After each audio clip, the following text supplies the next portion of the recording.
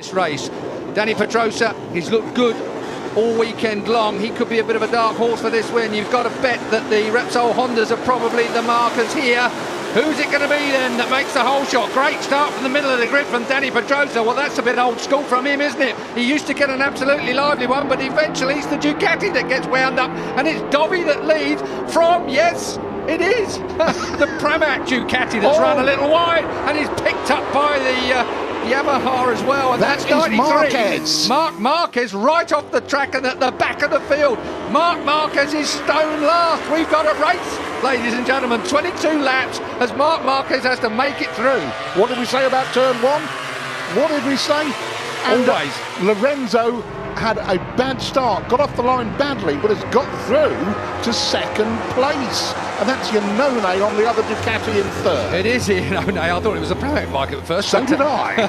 It's Iannone that's got off the line and in third place. You know why? Because Hernandez is right behind him. It was Yoni. Yoni Hernandez is there, but this is the man that's having to make his way. Oh, look at that. Pick his way through. Blimey. So the man who ended up with that first turn melee is the world champion, Marc Marquez. He's got some work to do now. Just gone past one of the Avintia machines. Bradley Smith in fifth, I think. Yep. It is. It is indeed. Paul Espargaro, his teammate right behind him, out running wide though it is at the moment. So they are in fifth and sixth place. Then it is Aleix Espargaro that's in seventh place, I think, at the moment. And then behind him, Dani Pedrosa. So the two Repsol Hondas that you've got to say, through free practice and through qualifying form, and he's been passed by the Pramac bike. Petrucci, who's been riding his socks off all week long, has just passed Dani Pedrosa. They promised Danny a pudding if he gets home quick. Well, at the moment, he looks like he's already ate the pudding. A little early. Out front, Ducati. Can he keep it going? It's Dovizioso under pressure from Lorenzo. This is a man that you tipped for the top this year. Jorge Lorenzo I'm talking about, and he's being harangued by the two factory Ducatis. Well, whether they were on concessions to get themselves up the front end of the grid. First time we've had three Ducatis in the first five of qualifying, I think, ever in Motogp. It would be over the line. 0.05 covers the first three, as you can see. Dani Pedrosa having to work hard, back in ninth place. Rossi behind him, Petrucci in front of the pair of them. Aleix Espargaro in front of him as well. On the Suzuki. On the Suzuki. So you've got a Suzuki right up. Pedrosa has just passed Petrucci now. So he's got one man done. Got a lot of work to do. The 26th bike in the middle of there's Dani Pedrosa. That is Valentino Rossi, the legendary 9-time champ, 7 times a Motogp champ, has got some work to do also. Well, we've got a lot of big names. Going to have to do some real work there. Keep an eye on that man, Bradley Smith, that was in the middle of your picture, the 38 bike as well, in 5th place. Here he is.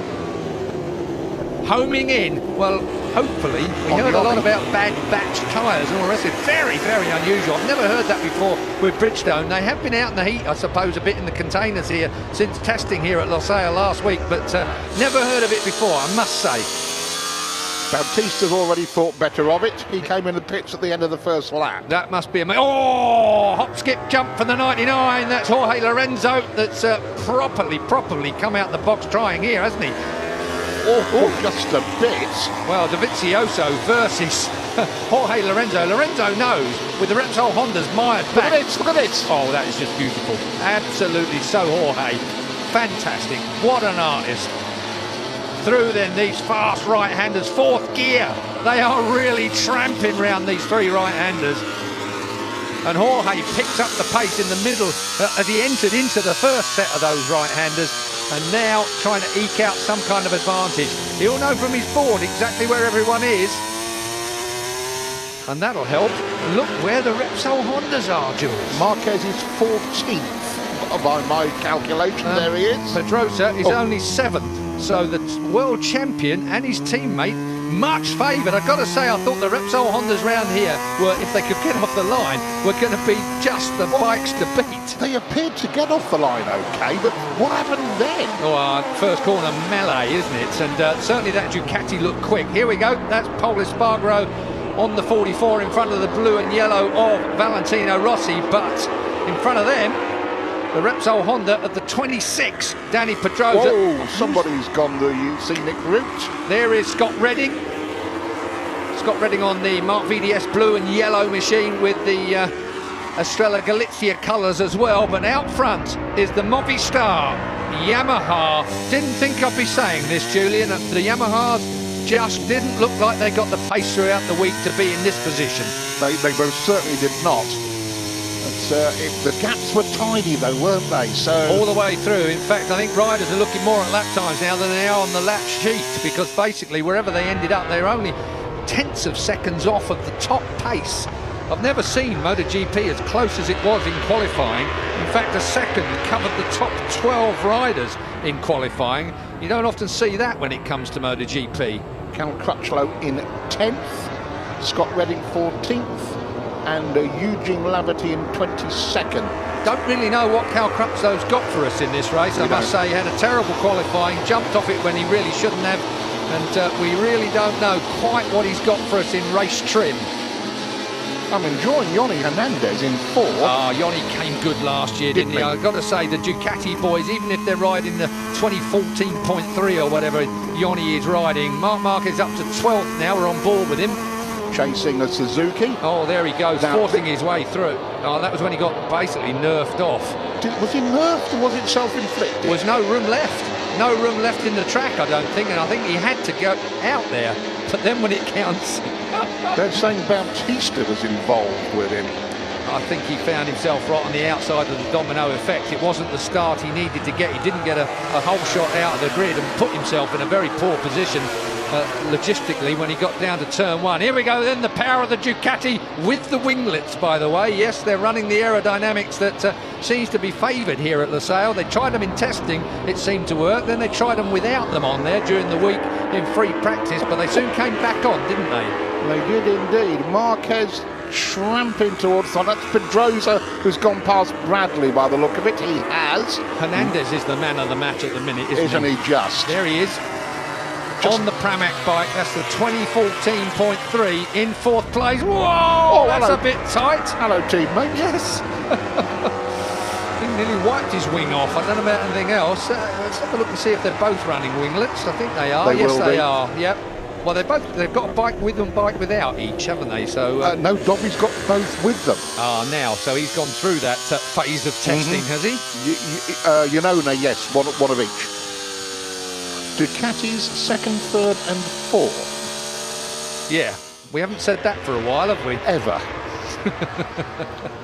Except in a 1-2-5 race in about 1958, Keith, I want to guess. Can't believe it, but slowly but surely it looks like Dani Pedrosa is winding the wick up. He's right on Hernandez's tail now in 5th place. So Hernandez 4th, Pedrosa 5th. Look at this. Oh. Valentino Rossi versus who? I wonder. Danny. Danny's on him. Danny's up the inside. Whoa, Danny's looking like a proper racer. Valentino cut straight back. Valentino running the hard front tyre again. The red banded front tyre, mediums in the rear, but he's got that red banded. He likes the stability of that slightly stiffer front tyre. And once again, we saw him test all the way through the week with it, and he's certainly got the favoured one on the front now. Cal Crutchlow in close connection now in 9th place on that mainly white fared number 35. And up goes Valentino, takes the Pramac bike, and Valentino, I think, now moving up a place. Yes, he has done. Gone in front of Hernandez. Now let's watch the drag race here. Yeah, you watch Dani Pedrosa. Ducati. Yeah, the man on the back, the Honda, I think, is the one to watch. So out comes Valentino of the slipstream, and oh, look at Danny. Aims for the apex. Well, we saw it last year. This is a fuel-heavy circuit. You can't go throwing gas down its gullet just for the odd couple of mph. Bradley Smith right there with them as well, the 38 machine. He's got the Cross of St George on the top of his helmet, and keep an eye on him. He's certainly come out the box fighting Bradley Smith. Top 3 go through. Then it's the battle for 4th. Oh! Pedrosa takes a place, and Crutchlow takes one from Paul Espargaro as well. And through comes Marc Marquez at the same time on the 93 machine. 35 is Crutchlow on the virtually all-white machine with the monster colour helmet. And through comes the 93 of Marc Marquez. Does he leave a gap for Cal Crutchlow to come back at him? No, he doesn't. So the Brit is done by the world champ, but Cal Crutchlow, good marker for Cal now, can follow fellow factory Honda man Marc Marquez through the field. Looking good for Scott Redding. He's working his way up from an average start to 12th now, just gone past Petrucci. Bradley Smith still hanging on behind Hernandez here. Pedrosa, the 26, has gone through. Then it's Hernandez that's next up on the 68 machine in Colombian colours. Both Bradley's Motor Grand Prix races here have ended in the sandpit. Yeah, spectacularly so as well. But Bradley Smith really has had an awful week this week. I wonder what on earth is going wrong. Maybe that tyre situation, maybe it's set up, I don't know. But Guy Coulon has seemingly got the better of that. His race engineer, top man out of Tech 3. There's your top 3 going through. Still, it is Lorenzo that has the advantage over Dovizioso and Iannone, the 2 factory Ducati men. I asked the question what their race pace may be. Well, it's certainly on the same pace as the Yamaha. The question, of course, that I meant was it on the same pace as the Repsol Hondas? You would have said absolutely not during the course of free practice and qualifying. But, of course, we didn't expect the 2 Hondas to be quite as mired as they have been from turn 1. And the question in previous years, or last year, fastest lap of the race to Rossi, jump in the gap again. Ducatis can do the pace for half a dozen laps and then suffer massive drop-off of rear tyre performance. Will that happen again? Lorenzo was out massively wide as well there, but there's your man, the legend that is Valentino Rossi. Can he bridge the gap? Certainly looks like he can to me. Got to say, their pace is not that hot. 1:55.8. 55.8 compares with 54.1. Andrea Dovizioso's soft tired qualifying lap. So looking more realistically, bearing in mind that you've got to say that everyone else had medium tyres on for the factory boys. 1:54.3 was Danny Pedrosa's qualifying lap with that medium tyre, the same one as he's got in now for race trip. Well, this is the plot of previous years. Rossi not qualifying well, not particularly starting well, but having the mid-race pace to leap across a big gap. Well, that big gap's not that far in front, Jules. I still think that Rossi passed his first sector up on my monitor here. So you've got to watch out for Rossi. He really is trying to make it. But it's the Repsol Honda boys that I'm concerned about. Here is the 93 Marc Marquez. He's come from absolutely stone last after turn 1 of this race, all the way through. And surely he's going to be grabbing 7th place off Bradley Smith in a minute. Looking at the Lorenzo Dovizioso telemetry that we've now got courtesy of Dorna.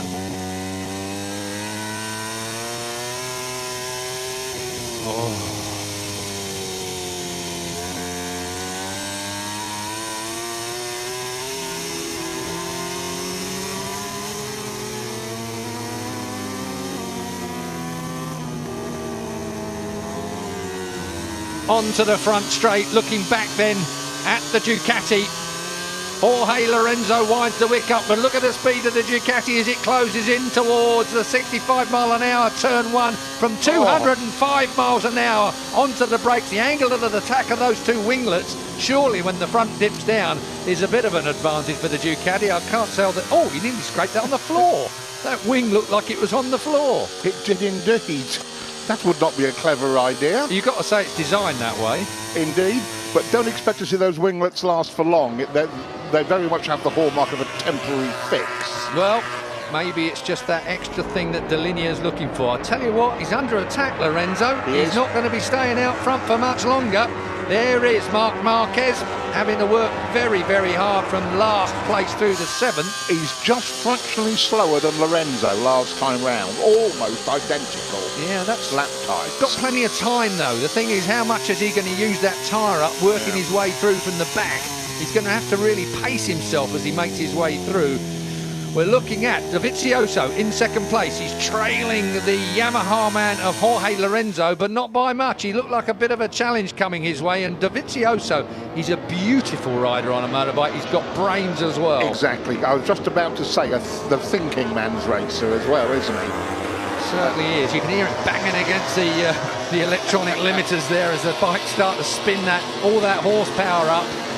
Rossi was half a second quicker, almost exactly, than Lorenzo last time round. Rossi is just a god, isn't he? He manages Where's this performance come from, Julian? We've not really seen it from the Yamahas all week long. Not a clue. Although there was one point, if you remember, when they came back in from qualifying, having qualified quite badly, him and Alex Briggs were smiling at each other as if they were fairly happy with, obviously they were, with their race pace, which is what counts. What it's about, and they know he goes well at this track, as Valentino. Even in the bad years, he's gone well here. Hernandez still in front of Marquez. Unbelievable. Well, Yamaha have got a long way to go yet, but they'll be looking for their 50th win. I wonder if tyre-wise as well. I mean, Valentino Rossi, you know, historically has tried that harder tyre on the back. Just recheck our sheet just to make sure, but I'm fairly sure he's on a medium rear. I'm fairly sure he is, and I'm sure that's what it looked like to me as well. No. Hernandez under attack now. Jorge on the medium, Valentino on the hard rear. Oh, hang on a minute. Yeah, I'm with you. Oh, that's no, they're front. Sorry, no, they're front. We know he's on the hard front. It's also over that side. All the work floats on the medium. On the medium, yeah, that's what it says on our Bridgestone sheet. And I'm sure that's what I've seen when it's out there. Here comes Marquez under Hernandez. So Marc Marquez takes the place away from Yoni Hernandez. Yoni Hernandez goes straight back at it. Oh, brilliant from the Colombian. I love a bit of that. Doesn't matter about reputation or what number you've got in your front. It is, and he's going to come straight back at him, and Yoni knows it. Yoni Hernandez is such an improved man since he got on this Ducati last year, really, and taking it to Marquez. Marquez not being given the place, that's for certain. So Marc Marquez, the world champion, moves through on Hernandez up to 6th place now. But a third of a second slower than the leader last time round. Well, you've got to say that perhaps Yoni might have just been blocking his view, for want of a better phrase. He certainly did on this lap. He did indeed. And now we'll see what Marc Marquez is able to achieve from back there. But certainly the Hondas don't seem to have the race pace that I was expecting. Absolutely not. Rossi was 2/10 quicker than Lorenzo last time round. A smaller gain than we've seen, but there again, it's all reeling back in towards... Rossi's the master. Yeah. He's not going to push his bike too much. He's not going to burn his tyres. He's not going to, you know... Degradation is important. Valentino's just going to ghost up to the back of this bunch and then just do what he does so well. Top 4 are all quicker than Pedrosa. So that gap is... Can't believe it, Jules. I can't either. Repsol Honda, I thought, had basically got the... I know it's all a lot tighter this year, but those Repsol Hondas in what looked like good race trim look quick to me. Here comes the Ducati again. That GP15 isn't lacking horsepower, is it? Dobby slides up the inside to hit the front then at the end of the front straight with 14 laps to go. It is Andrea Dovizioso in front of Jorge Lorenzo. It is the factory 2015 GP15, the all-new. First time we saw this bike was what, 35 days ago, as he makes it sit down. He's only ridden it a few times. Yes. It is a brand new bike. And this is the first race, let's not forget. They're finding out things as we speak they did not know and could not know from testing. One thing I liked about Dovizioso, he says there's still a lot to come. They're at the beginning of their programme, and that's the place you want to be at the beginning of the year. If it's on the pace and you're at the beginning of your programme. Loris Baz, by the way, in the pits. The Frenchman has come down pit lane for the forward bike, and there he is. So Loris Baz, the massively tall Frenchman, is back in pit lane. Don't know why, it doesn't look damaged, but he's back. Anyway, Jorge Lorenzo again making that bike hop, skip and jump as he tries to make the transition from one turn to the next. Dovizioso looks pretty smooth to me. Out front at the minute, he'll realise that Valentino Rossi's coming, and that is why Dovizioso's had to get his head down. Like we said just a moment ago, he's a smart kid, and he'll know exactly what's going on from his pit board. No ship to shore for those of you that are not used to motorcycle racing. The only way they get their information is by looking round, and that includes looking at their pit board once a lap. 3.3 miles this circuit. Confirmation, we saw the red ring on Rossi's front tyre. As you said, Keith, the hard in the front. But the medium in the rear. It's just the normal black tyre in the rear. If they've got a red ring on the back tyre, you know that's the hard rear as well. Factory could only run hard or medium in the rear, whereas the concession bikes, which includes the one out front, could have run a softer tyre if they wanted to, but the medium obviously is the favoured thing all the way through. So this is a level playing field. I saw some whinging on Twitter about, oh, it's, you know, stupid, how ridiculous is the soft tyre. Well, oh, and Lorenzo's out wide again. Lorenzo finds himself under attack from Iannone. That's not comfortable at any time. Through comes Valentino as well, right up to the rear end of Iannone. Iannone there, 29, 46, Valentino Rossi in 4th place. Jorge Lorenzo looks to me like he's...